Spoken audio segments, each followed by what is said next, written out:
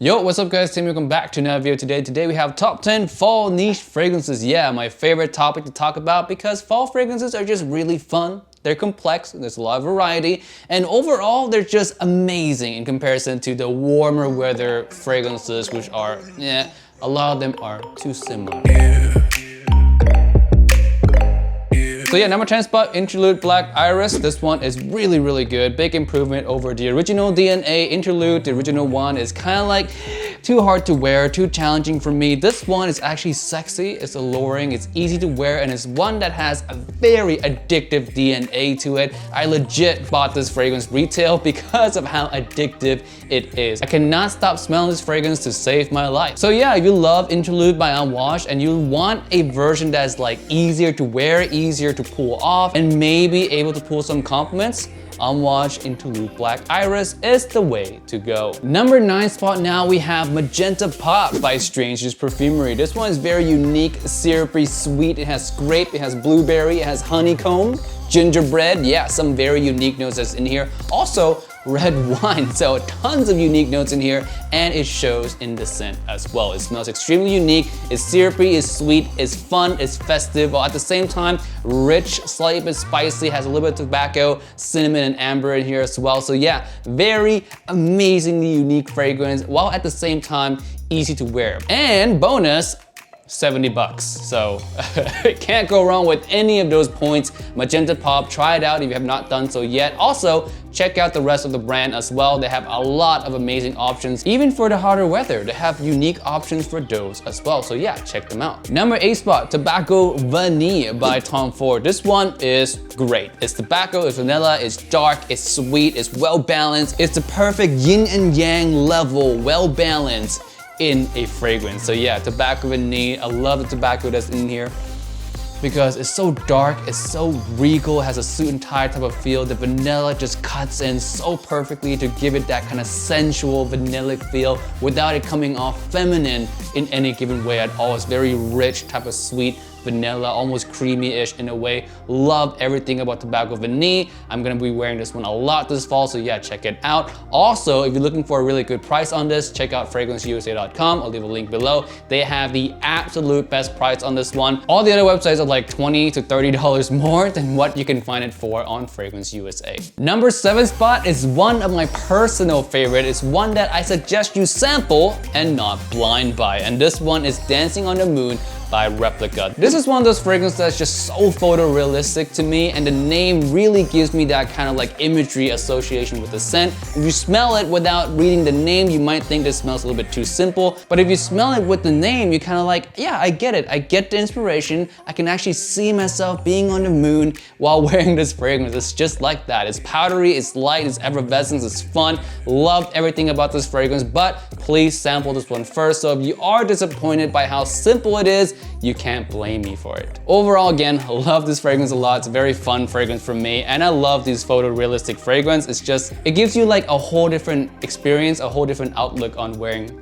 fragrances. So yeah, Dancing on the Moon by Maison Margiela. Breaking into number 6 now is Natsumato Zabara Onda. This one is gotta be one of the most unique boozy fragrances in my collection. Easy to wear, soft, boozy. The booze in here doesn't come across rich or aggressive like a lot of other boozy fragrances tend to come across. This one comes across more like a soft malt or a soft rice kind of feel. Very unique, while at the same time very appealing. It's easy to wear. This is one that I suggest you guys wear on a nights out, to a bar maybe, or even on a first date, because it is at the same time quite a safe scent, while still at the same time having that unique type of attraction that would help you get a great first impression from the girl that you're on a first date with. Number 5 is the best coffee fragrance on the planet. This one is Kerosene's Follow. It smells like the most raw coffee scent ever. Roasted coffee, coffee beans, whatever you want to call it, it is delicious. It is photorealistic, and it's one that I've been hunting for a long time. I smelled this ages ago, loved it. I finally got a bottle of it, and I'm gonna be wearing this one a lot this fall. In the morning, by the way, because I'm cliche like that. Coffee, morning, you know,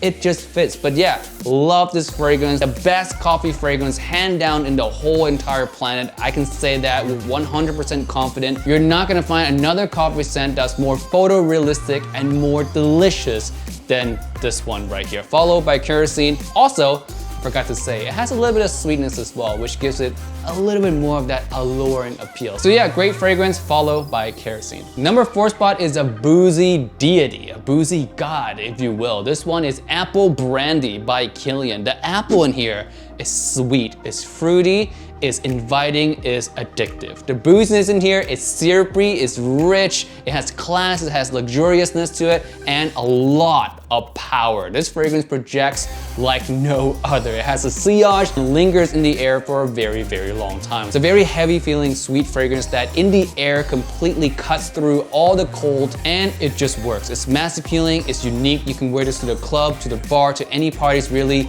and people are gonna like this one. So yeah, Apple Brandy by Kilian. Another positive is that it's easier to find now than ever. This used to be like a city exclusive, not anymore. So yeah, if you're looking to try this one, find it on, I think Kilian's website probably has it. Number 3 spot is a tea-based fragrance. This one is Thé Noir 29 by Le Labo. Masculine tea. It's a tea fragrance that's both relaxing at the same time, masculine and mass appealing. That's the one biggest problem in majority of tea fragrances, is that it doesn't have enough power, enough oomph, or enough attraction to it. A lot of them just smells artistic or relaxing. This one fixes that problem and bring tea fragrances into the mass appealing territory. Really, really amazing fragrance right here. I fell in love with this one the first time I smelled it. I'm glad I have a bottle of it now, and in the fall time, it is an absolute killer. If you want a really nice balance between subtle artisticness and subtle mass appeal, this is one of the best fragrances that has both of those traits. And if you like tea as a note in any given way at all,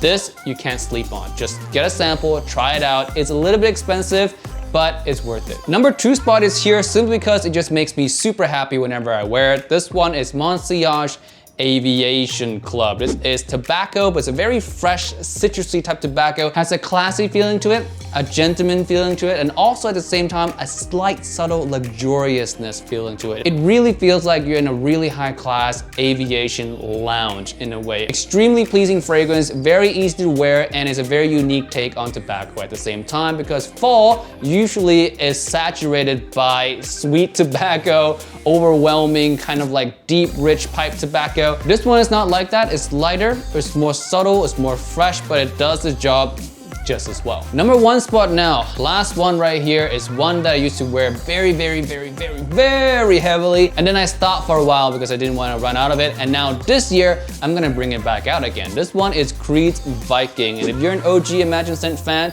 this was my signature scent at one point in time. Love this thing so much. The rose in here, the spices, the old school type of feeling. It really does kind of smell like Old Spice, but much more high class than that. Oh man, it's tried and true as well. A lot of people love this fragrance off my skin. It's a DNA that just works. It fits my personality really well. And it's one that I stopped wearing because I was worried about running out of it and having to buy it again because it's so expensive. But nowadays it's not as expensive as it used to be. So I don't mind once again wearing this one very heavily. So yeah, this year 2020 top 10 fall niche fragrance list at the number 1 spot, Creed Viking. All right guys, that's it for this list today. Thank you so much for watching. If you have any fragrances that are not mentioned on this list, there should be plenty that are not mentioned on this list. Leave it down in the comment section below. I'd love to see what you guys' picks are for this fall. And with that being said, I'll see you guys in the next video. Peace out and bye.